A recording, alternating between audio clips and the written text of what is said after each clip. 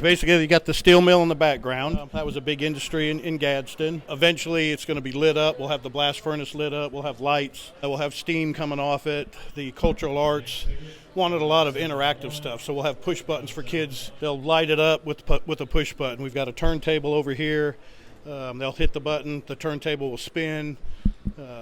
Again, this is moving through East Gadsden. This was the L&N yard over by 12th Street, between 12th and 9th Street. Back in the 40s, you would get your coal for your home for these little plants here, so that's what that is. And again, all these houses were scratch built. You've got the L&N station and the terminal hotel that sat up there. Now, you just have the steps up there. That's all gone. So all these were done from photographs and actual pictures that they had taken. We've got more different buildings that are still upstairs we haven't brought down. We kind of threw things down here for the show. Lookout Mountain that runs all the way to Chattanooga is here. Eventually, where you've got the polyfiber trees down there, this whole thing will be covered with the polyfiber trees. We've got the L&N, the NC and St. L lines operational now, but eventually we'll have the Southern and the Tag line. All railroads that ran through the Gadsden area in the 1940s. You've got the NC and St. L station that was downtown, the courthouses, the jail, all period appropriate. One of the real highlights will be the Coosa River Bridge here. This will have actual resin poured in here, so it will look like an actual river. We've got the Goodyear plant. This will eventually be mountains, and it'll go around the trains Indian and Glencoe, and they'll all come out into the yard back here, which will have 3 operators that can operate switching engines, build trains, and then the trains will come out and then traverse the layout. This was a big vision for the cultural arts, to be accurate to the area, to be the time period, to stick to the 40s, because that was the time when you had the most railroads. Now through mergers and stuff, the railroads have been condensed. You've only got a couple railroads that run through Gadsden now, but at this time period, you have many railroads that ran through, and that's what they wanted, the multi-railroad facet, and just a lot of the buildings that were tore down that aren't there anymore.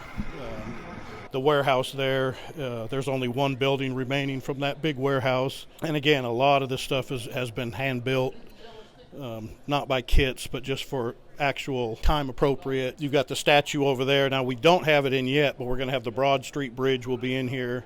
And then the Megan Bridge was right here that ran in front of the Goodyear plant.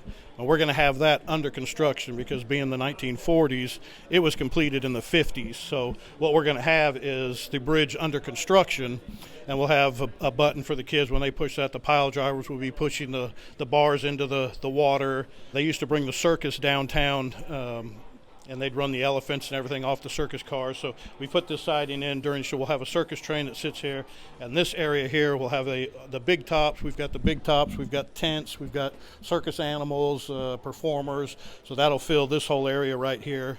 So just basically trying to give back a little bit of what Gadsden was like, the charm of the old time city, be time appropriate, and you can run steam, you could run diesels. There was a lot more colors, not so much graffiti, just more billboard type cars.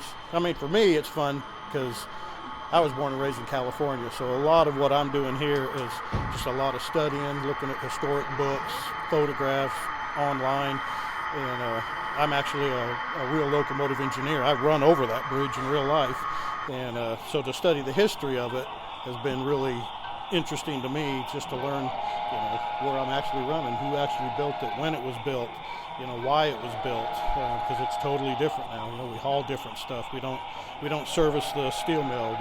We have grain elevators now. It's like a progression, so I can see where it came from in modeling, and then I work it in real life. So it kind of just, for me, pulls it all together.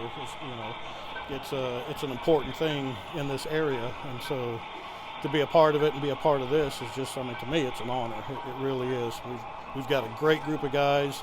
We still have some of the original members that actually built this, and so to see it coming back to life from where it was upstairs, kind of just sitting stagnant for a little bit, but now coming back to life. Better scenery, better murals on the one we had upstairs was a painted, and it was a good painting, but I mean, this is just really detailed. It's just beautiful. The Cultural Arts' vision is to have this be a museum quality layout that people actually want to come from all over different areas to see. Not just trains going round and round in a circle, but an actual trains moving through detailed, beautiful scenes. And that's basically what we've got.